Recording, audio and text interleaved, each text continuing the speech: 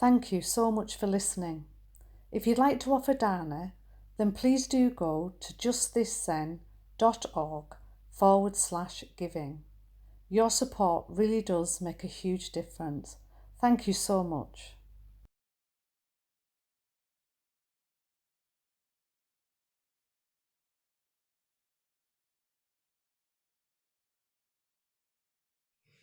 So I was thinking about this talk tonight, and it's been a really interesting process because I've been thinking a lot about gratitude and what it means for me and what it means in my practice and just generally what kind of just chewing it over. And when I was giving this talk some thought at the weekend, I was feeling really grateful and kind of open and expansive. And today I was thinking, it'd be really good to practice what I preach.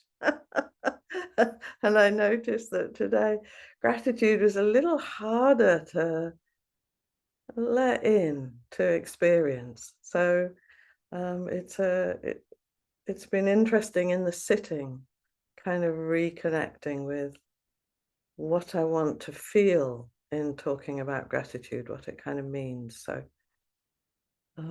yeah, interesting. And I love words, and I'm often really interested in, like, where did this word start? What does it mean? What does it mean in different places and times? And the origins of the word seem to be in Latin for being thankful, but there's also possible weavings in from other languages that are more to do with praising and singing. And I love that sort of connection, that gratitude is not just something that's kind of like an internal activity or a feeling, but actually, do we offer it? There's an offering side to it. Do you tell the world what you're grateful for? Do you offer gratitude back into the world? And we've had some building work going on. The mosque relocated to Dallas Road. It's quite some years ago now. It's a beautiful old house which used to belong to the bishop, and it was bought to allow a bigger space for the mosque. And they started doing some beautiful work, and it was lovely. And then something happened, and it's all just ground to a halt for a really long time. And just recently, they've been working back on it again, on the exterior of it. And I went, and they were laying this beautiful brick paving to create a driveway, and they'd put grass down, and a lot of kind of work people there, I think volunteers and workmen. And I just said, oh, I'm so glad. I'm so glad to see it being, becoming functional, and it's looking really beautiful. And I'm really glad you're doing it. And I said, I live on Dallas Road, and I've been watching it for ages. And I was like, nobody knew what to do with what I'd said. There was a kind of like a sort of like, But I actually did feel really grateful, because it feels like it's an important space and it should be being used and celebrated, and there's some energy there. And it felt important to just go and say to all these people, I'm really grateful you're doing that. And I know for a lot of us, we may have had a gratitude practice, and that's been a kind of a thing. You can buy a gratitude journal and all of that. And I think nearly all of us can find things that we're grateful for, often by comparing our lot or with situations we think are less favorable. So, we could say, well, at least I'm really glad, I'm really grateful. I'm really grateful, at the moment, I'm really grateful I'm not being bombed. I'm really grateful I have a safe home. I'm really grateful I have enough to eat. I'm really grateful that I feel relationships in my life. And I'm sure all of you could fill in, the blanks after that as to, the things that you are grateful for. And I'm really glad to be grateful for those things. And gratitude for me never goes amiss. But I also think it's really interesting when we do that, because it locates gratitude as a sort of thing, a position. Um, but- and often in the case of things I'm not actually that responsible for. Um, I may have made some of those things happen, but I really didn't make some of them happen. I'm not being bombed because of something I've done personally. But I'm really interested in what happens when we can kind of connect gratitude with our place in the world. And so I'm grateful for my morning coffee. I make myself a really nice coffee every morning. And I can feel real gratitude for that, as I make it and as I drink it. But I also like to really think about, am I including in this gratitude my gratitude for the earth, for growing the shrubs, the coffee shrubs? Am I grateful for the sun and the rain that allows it to happen? And am I grateful for the people who tend the coffee, and to the workers who pick them, and the processors who make them usable, and the drivers who get them from that place to the docks, and then the people in the docks who load them onto the ships, and then the sailors who bring the ships over, and all the people who unload that and then move them out? Am I grateful to the shop stacker, the shelf stacker? Have I included them in my circle of gratitude? And I think something really different happens in me when I don't just feel grateful for my coffee, but the fact that this coffee has been able to get to me, the fact that this has arrived. And I'm taking, enormous advantage of it, and I have the privilege of drinking it. And for some time now, and some of you may have heard me say this because this is one of my morning practices, when I'm showering, I live in an old Victorian house. I didn't put the plumbing in. And I like to imagine, the Irish, there was a lot of people from Ireland who came over to dig the Victorian system of sewers. And they weren't digging them for me. And they weren't really digging them for themselves. They weren't going to be the beneficiaries of that, but they were digging them to escape poverty and sending money back to their families and to try and find a good life. And so I'm the beneficiary of that. And I'm the beneficiary of the people who create the heating system that allows me to have warm water, and the soap. It's like, oh, I stand in this circle of things that have come to me. And I was thinking about our meal chant, and some of you may have done this and some of you may not have done this, but in the meal chant we say, this food comes to us from the efforts of many workers, past and present, and its 10 advantages give us health and well-being and promote strong practice. 72 labours brought us this food. We should know how it comes to us.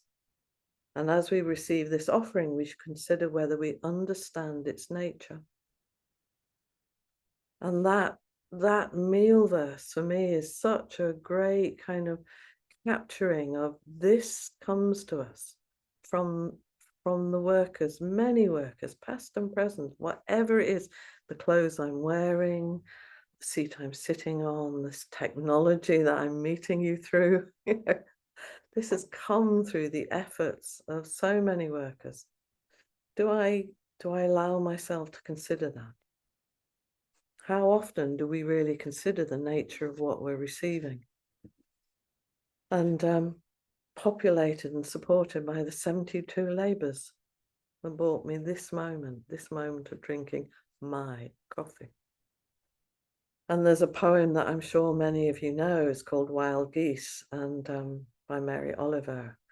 And there's a thread in all of that that feels so connected to this for me. The poem is, you do not have to be good. You do not have to be good.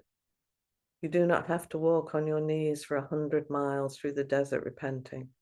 You only have to let the soft animal of your body, this soft animal of your body love what it loves.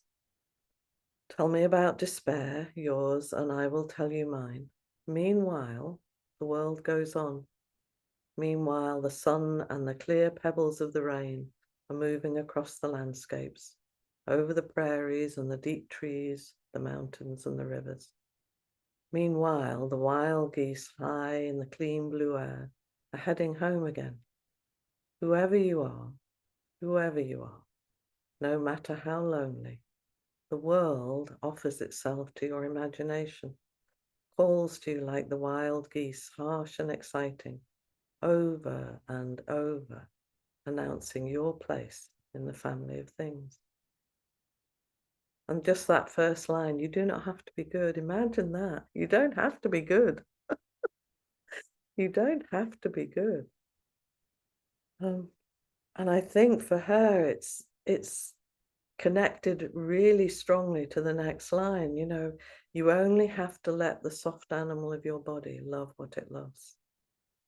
And for me, that speaks about bodhicitta. It speaks about your own essential nature and your inextricable longing and belonging and worth.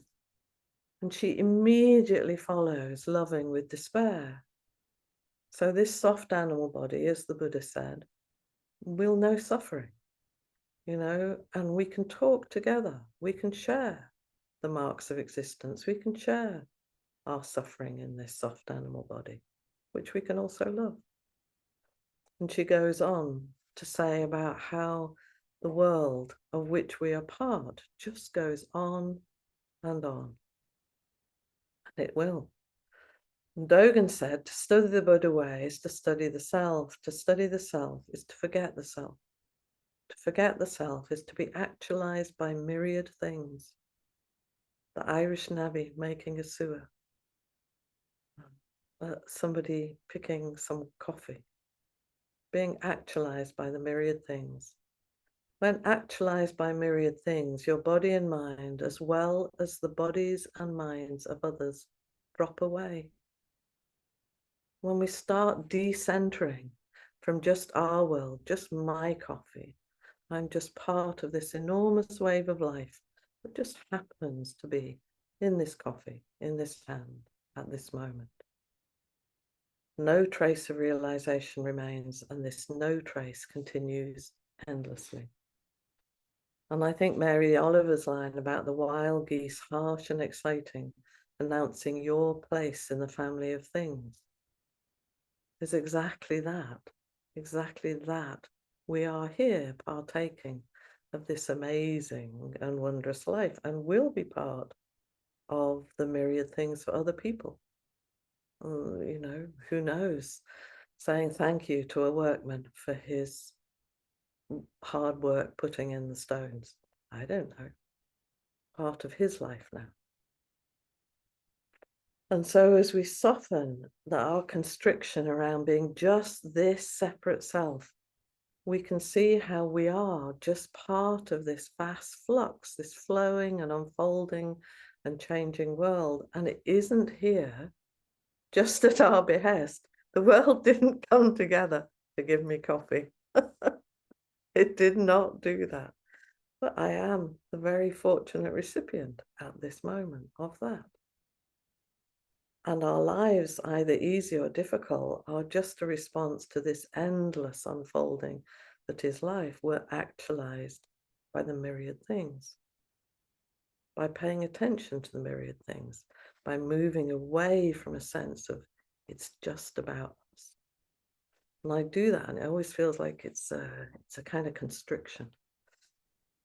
And I was very touched when I first heard this, and may have talked about this before, because it's one of those things that really landed in me, which was Myogen Steve Stuckey, who was central abbot at the San Francisco Zen Center. And he died in 2013 from pancreatic cancer. And he was described as living his life with spiritual ferocity and simplicity and an abiding sense of gratitude. That's a great thing to go on your headstone, isn't it? Spiritual ferocity, simplicity, and an abiding sense of gratitude. He gave a talk not that long before he actually died, on Thanksgiving Day, which is, a big deal in America.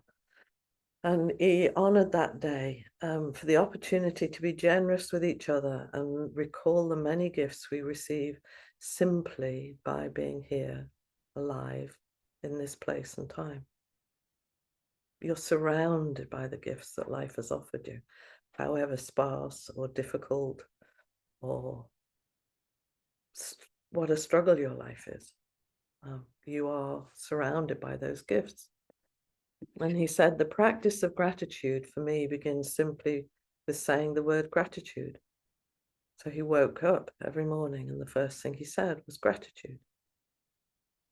And allowing whatever arises in thought to be regarded as lovable, no matter who or what this may be.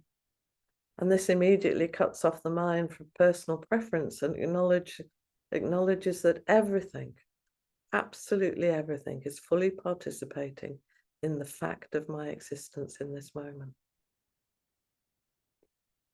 And I don't know what that's like for you to hear that, if you had that moment of thinking everything, absolutely everything in the whole universe is fully participating in my existence at this moment.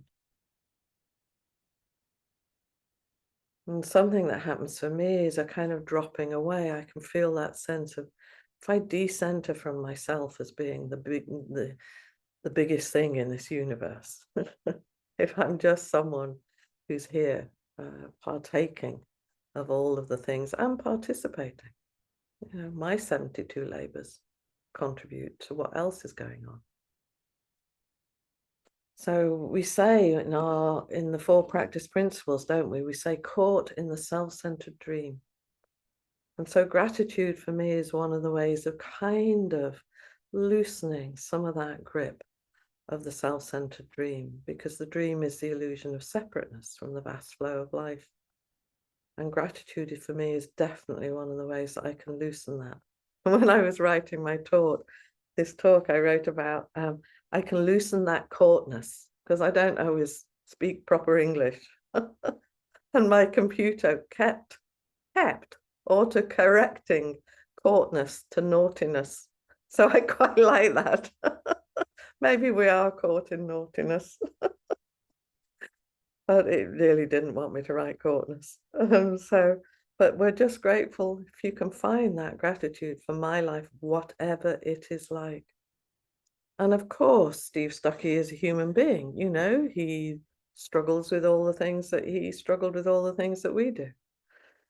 And he says the challenge of this practice often slaps me in the face and sets off a series of seemingly impossible barriers.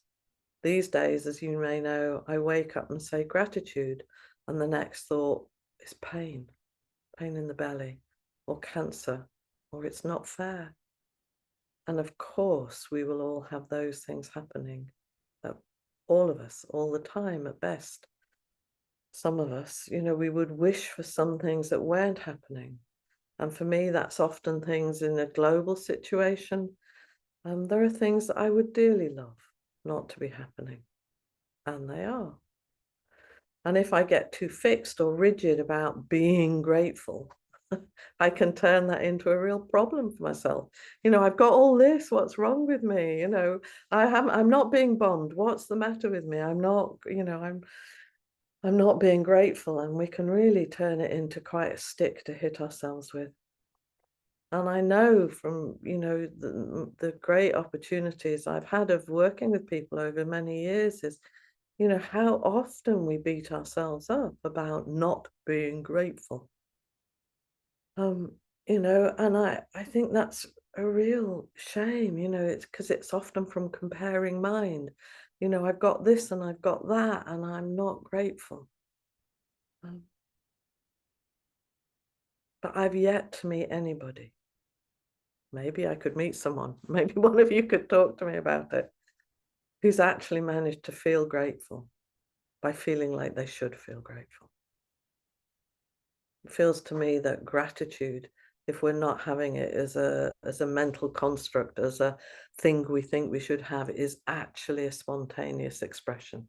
It's a feeling that we have about the world.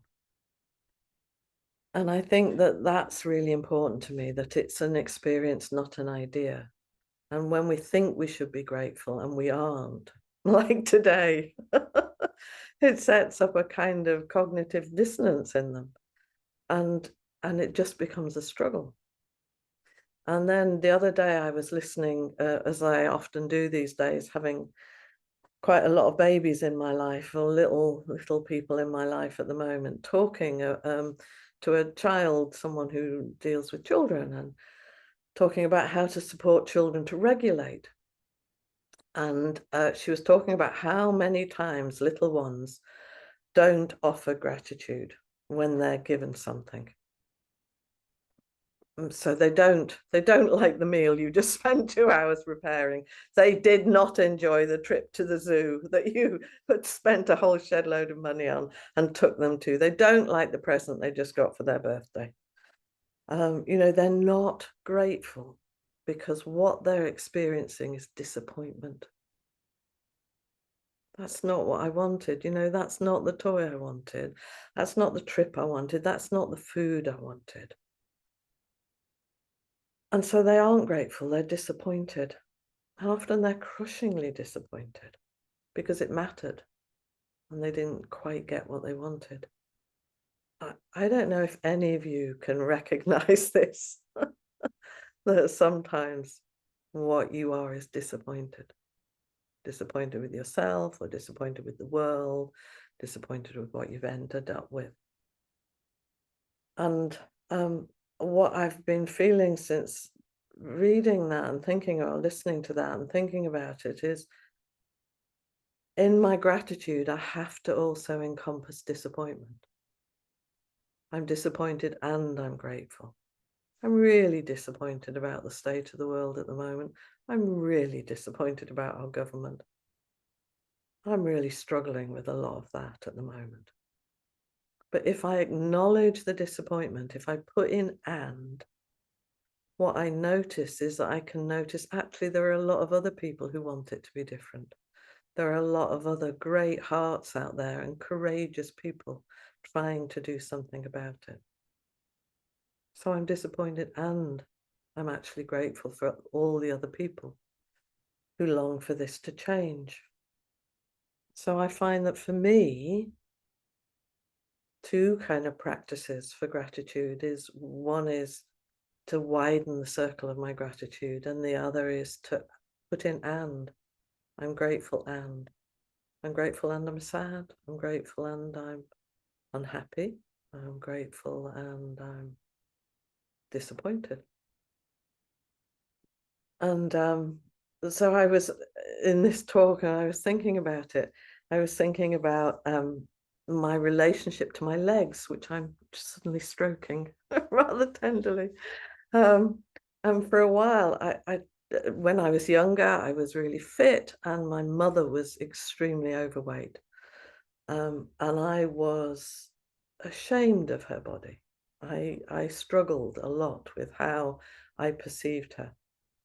And I didn't like it. And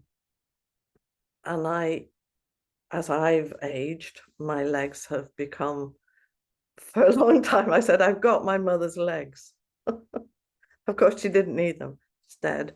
But I realized that actually that was kind of like, what am I doing? What am I doing making these my mother's legs? So it was really interesting to think of, like, actually, I have to acknowledge they're my legs. There's a little bit of a struggle for me visually to accept they're my legs because they so remind me of hers. But there's something about how do I feel grateful for what they've offered me over so many years, that I have walked on them, run on them, danced on them, got up and down off the floor on them, you know, gardened, walked, lived my life with the benefit of their activity. And it's been a really interesting process to Except, yeah, I can still find it a little tricky, but I am actually really grateful to them, really grateful for their sturdy capacity. And I think it's really fascinating. This is just one of the little things I find really interesting is um, we were able to put people on the moon. We can build these amazingly complex robots now that can do surgery. You know, we're getting more and more sophisticated with what we can make. We cannot make anything that is like a foot. We cannot make anything that is as flexible, sensitive, and sturdy and responsive as a foot. We haven't been able to do that yet. And I've got two of them on the bottom of my legs, and they do amazing things. So there's something again for me about kind of moving out from they're not what I want to wow, wow, what an amazing bit of creation I am fortunate enough to partake in. Steve Stuckey also recommends the way that we can begin to gently land in true and authentic gratitude. And he says, so it's realistically healthier if we're really struggling with, I should be gratitude, I should be grateful, to enter this practice by creating a field of positive energy, by first naming what you know from experience is nourishing for you. So gratitude for my friend, or gratitude for my mentor or my lover or the person who changed my life, or for sobriety. He comes up with a whole list of things that I could be grateful for in this moment. For mashed potatoes and gravy, I could be grateful for something really simple. And as you do that, it quickly becomes really clear that an infinite list of positive nourishments and the mere fact of being alive tells one that it is life-supporting, and life-supporting factors outweigh all others. And I wonder if there's a moment of just being able to sit and feel, no matter what your life looks like right now, the very fact of life means that we're surrounded by life offering itself over and over, harsh and exciting, fulfilling and disappointing, loving and being loved and not loving, announcing our place in the family of things, to be actualized by the myriad things. And Steve Stuckey says, this is a basis for fundamental confidence in reality. Isn't that a great statement? This is the basis for a fundamental confidence in reality. Know that life is rare and wonderful because it is happening right now with the full support of the universe. Wow. Gratitude is an expression of this fundamental confidence in reality, even if you've never framed it quite that way. And he concludes by saying, once the above truth is clear, that gratitude is an expression of fundamental confidence in reality, one naturally wants to give back to that from which one has received so much. And since one has received and is now receiving so much from the mere existence of each other, it's a perfect time to say thank you. I love you. And I would echo that. It feels like a perfect time to say thank you. I love you. Thank you all for being here, for the myriad expressions of life that actualize me and actualize each other. Thank you.